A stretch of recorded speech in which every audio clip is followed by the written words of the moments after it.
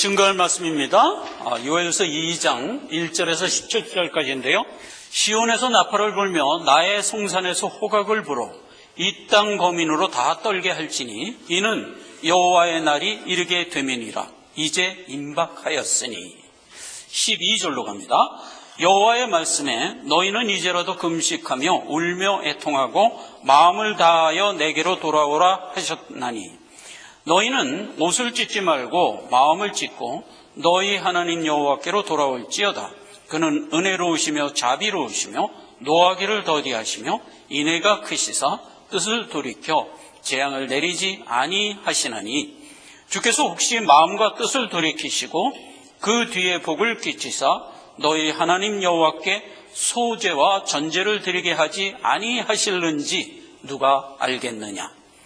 너희는 시온에서 나팔을 불어 거룩한 금식일을 정하고 성회를 선고하고 백성을 모아 그 회를 거룩케 하고 장로를 모으며 소어와 젖 먹이는 자를 모으며 신랑을 그 방에서 나오게 하며 신부도 그 골방에서 나오게 하고 여호와께 수정드는 제사장들은 낭실과 단 사이에서 울며 이르기를 여호와여 주의 백성을 긍휼히 여기소서. 주의 기업으로 욕되게 하여 열국들로 그들을 관할하지 못하게 하옵소서. 어찌하여 이방인으로 그들의 하나님이 어디 있느뇨 말하게 하겠나이까 할지어다. 아멘. 굵은 배로 동이고 금식하라. 요엘서 2장으로 접어들었어요. 금식하고 배에 동이고 누우라. 이 명을 이제 여러 번 줬었어요. 1장에도 보면 이제 13, 14절에도 썼고, 이 본문 말씀도 배를 동이고 금식하라 하는 얘기가 이어집니다. 1절에 보면 왜냐하면 여호와의 날이 임박했기 때문에 너희는 배를 동이고 금식하라 이렇게 된 얘기거든요. 여호와의 날에 대한 주제는 1절에서 11절까지 쭉 묘사가 되어 있는데 이것은 다음 시간 주제로 넘어가기로 하고요. 오늘은 일단 배를 동이고 금식하라 하는 이 명이 우리에게 어떤 의미로 주신 명인가 하는 것을 살펴보고자 하는 겁니다. 자, 여러분, 지난 시간 내내 우리가 살펴본 거는 택한 자에게 죄사함의 구원을 베풀었다 하는 것을 자세히 살펴봤어요. 다시 한번 정리합니다. 구원에 관한 한 이것은 전적으로 하나님이 하신 일이에요. 내가 죄 중에서 애통하고 있을 때 하나님이 내 죄는 내가 십자가에 못 박혀 죽는 영단번 3일 안에 해결됐다라고 아나운스를 함으로써 우리가 아 그래요? 하고 구원으로 나왔던 거예요.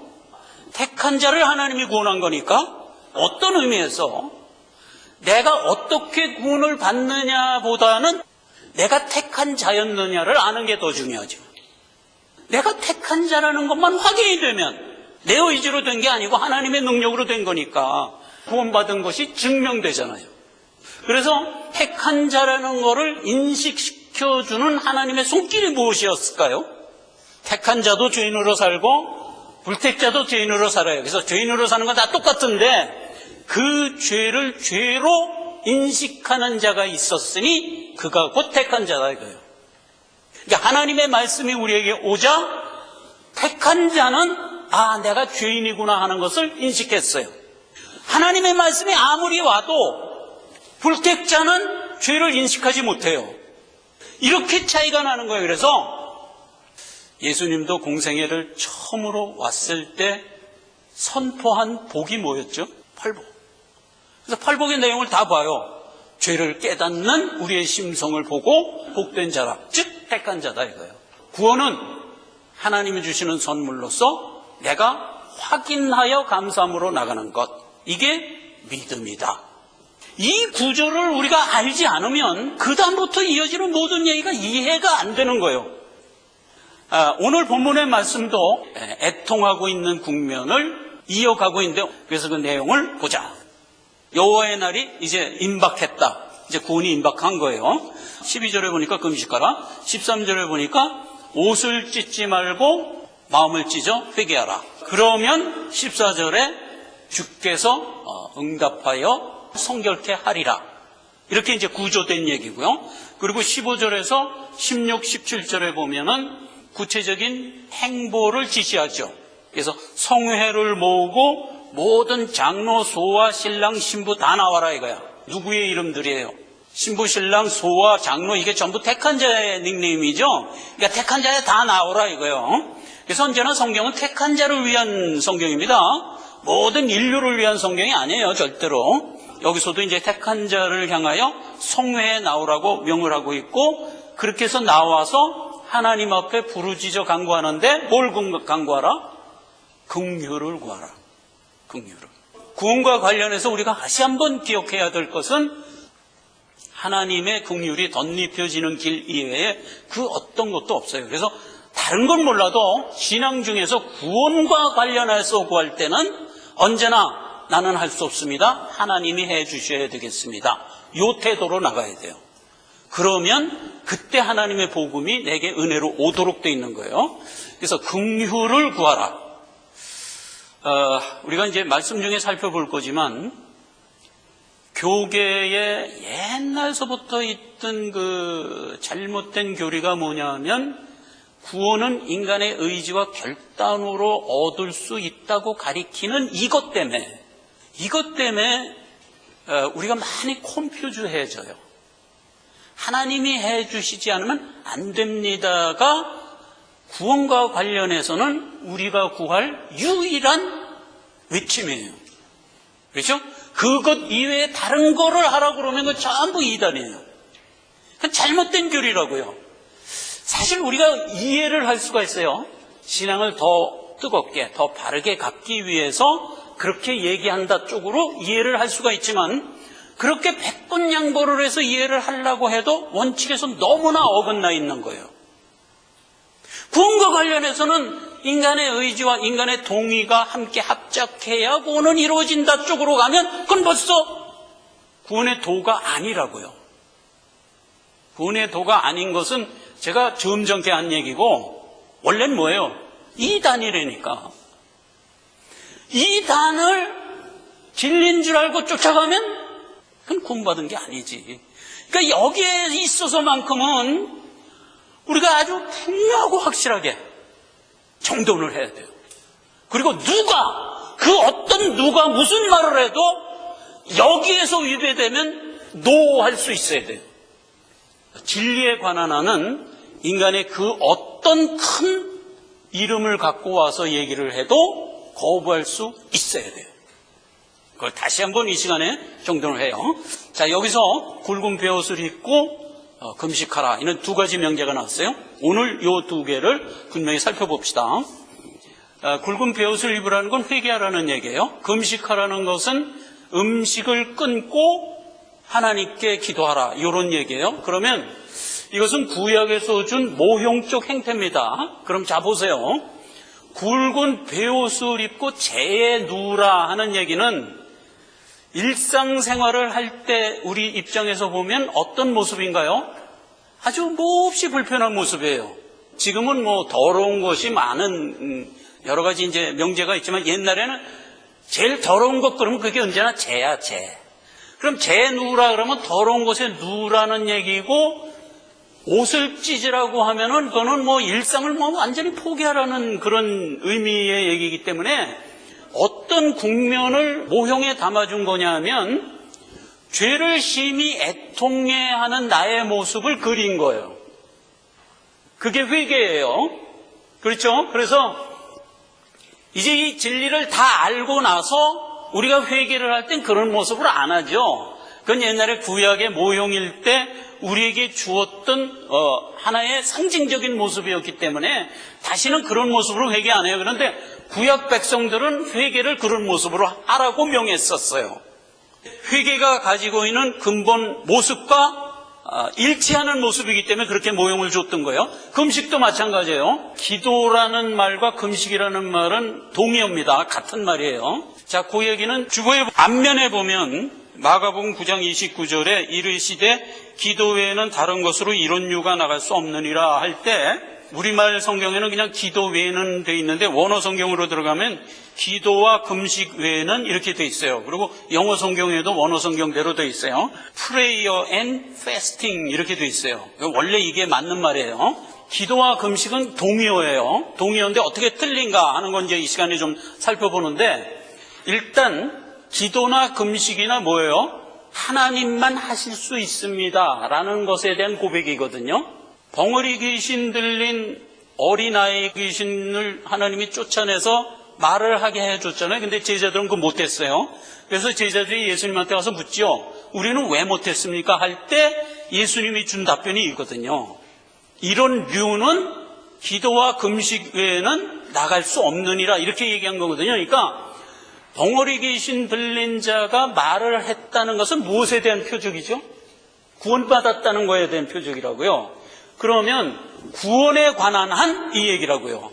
구원에 관한 한 기도와 금식 외에는 너희에게 임할 수 없는 문제야 이렇게 얘기한 거예요. 그러면 이 얘기를 다시 정돈하면 무슨 얘기예요? 구원에 관한 한 하나님만 할 수 있는 거야 이렇게 얘기한 셈이잖아요. 그래서 기도와 금식은 하나님만 하실 수 있습니다.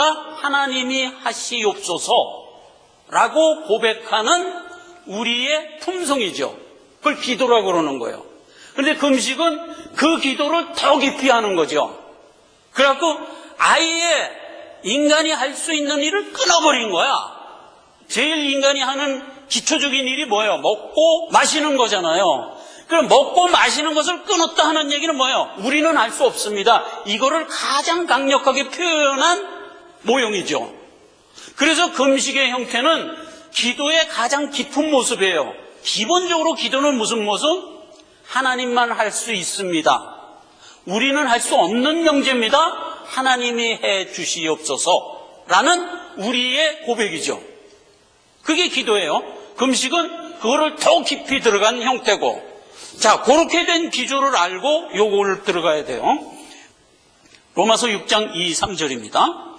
죄에서 죽은 우리가 어찌 죄에 거하리요? 우리가 지난 시간, 지지난 시간 계속 살펴본 게 이거잖아요. 하나님이 우리를 죄에서 구원해 줬어요.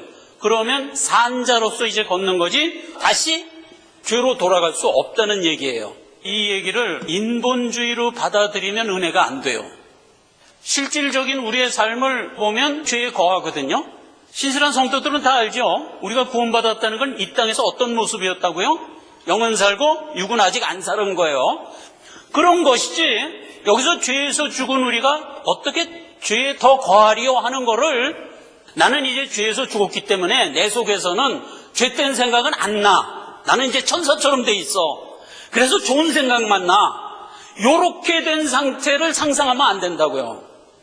그렇게 상상하려면 무슨 얘기가 되냐면 내 속에서 죄된 생각이 나오면 가만히 있어. 이건 난 이제 보니까 구원받은 거 아니었네?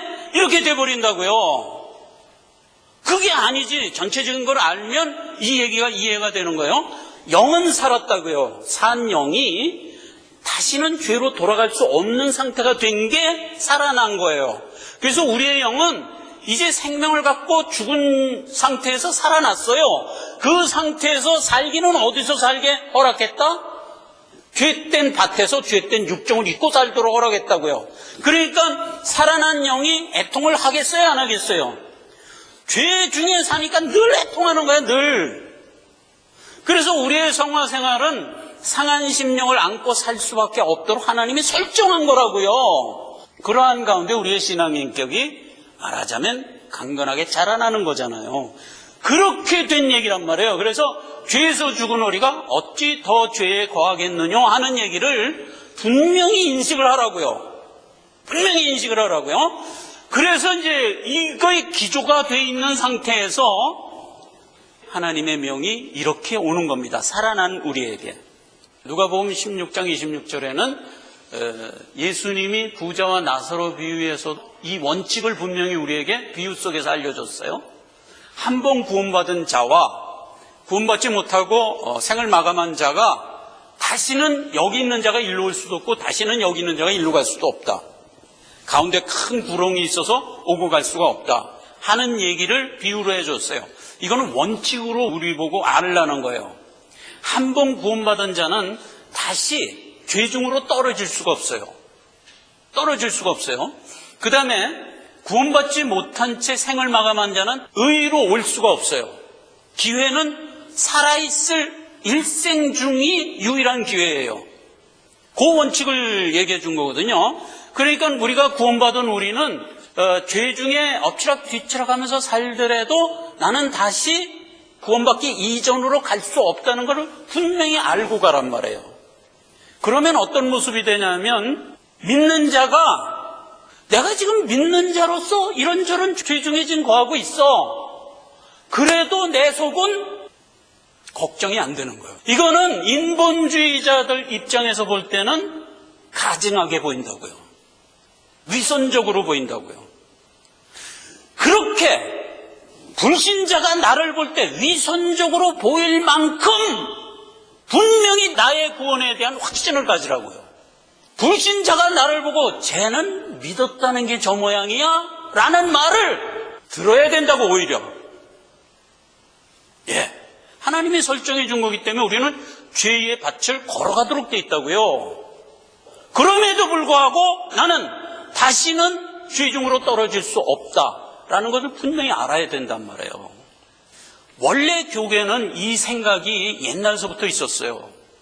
기독교를 처음 공인한 사람이 누구라고 그랬죠? 콘스탄티누스 황제.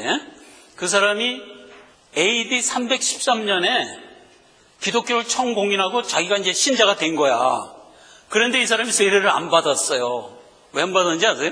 요 생각 때문에 안 받은 거야.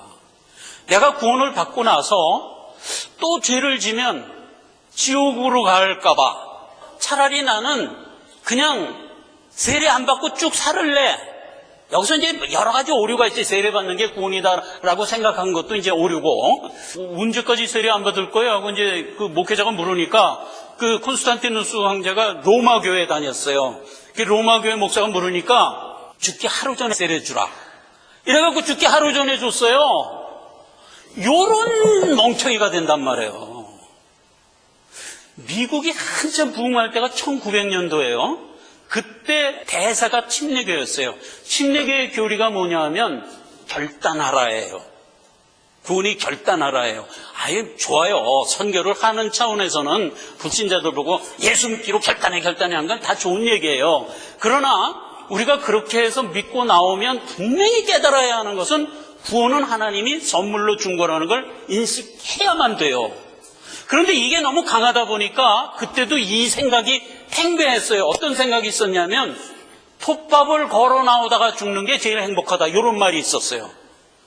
옛날에 부흥회를 하면 야외에다 텐트를 치고 했어요. 1900년도에. 그때는 아스팔트가 없을 때지. 그러니까 미국에 비가 오면 막 땅이 질어.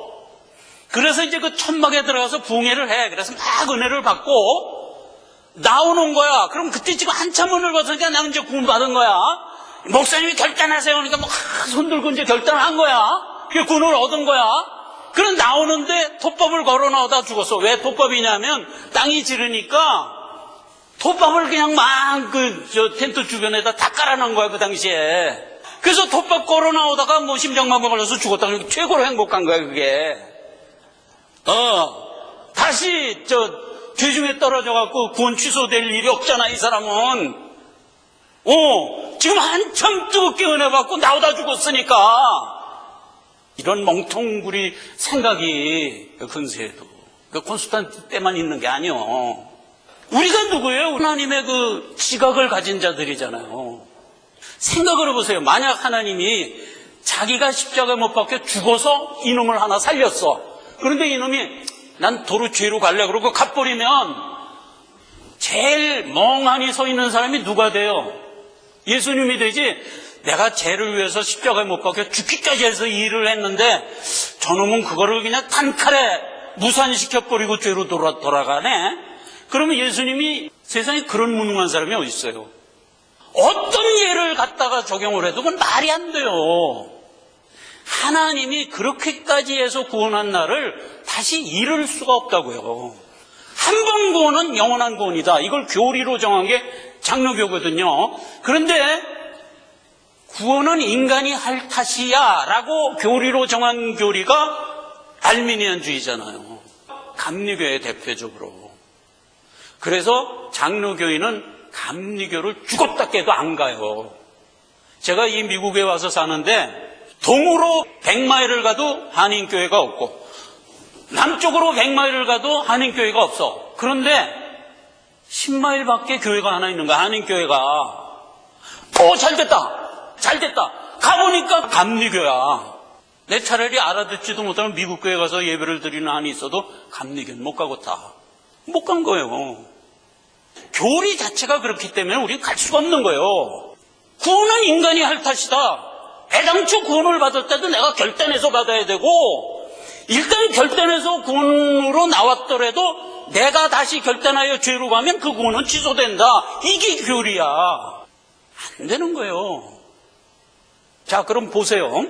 히브리서 6장 1절에는 무슨 얘기가 나오냐면, 그러므로 우리가 그리스도 도의 초보를 버리고 죽은 행실을 회개함과 하나님께 대한 신앙과 세례들과 안수와 죽은 자의 부활과 영원한 심판에 관한 교훈의 터를 다시 닦지 말고 완전한 대로 나가라. 그럼 자 보세요. 여기 제목들이 다 뭔가 봐요. 죽은 행실을 회개하는 것, 하나님께 대한 신앙, 세례, 안수, 죽은 자의 부활, 심판, 이런 명제들이에요. 이게 다 뭐라고요? 구원의 도라고요. 그런데 이 구원의 도를 여기서 뭐라고 얘기했어요? 초보라고 얘기했어요. 왜 초보죠? 죄인으로 있을 때 복음이 나에게 들렸어요. 내가 그렇게 해서 택한 자로서 구원을 얻었다고 감사합니다 하고 믿음 갖고 나왔어요. 그때 복음에 실어준 내용들이에요, 이게. 그렇기 때문에 이거는 하나님이 나에게 덧입혀준 선물들이에요.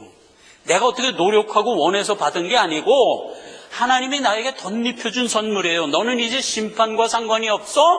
너는 이제 죄사함을 받았어? 너는 이제부터 생명 가진 자가 되었어. 이거를 안수와 세례에 담아서 우리에게 그냥 준 거잖아요.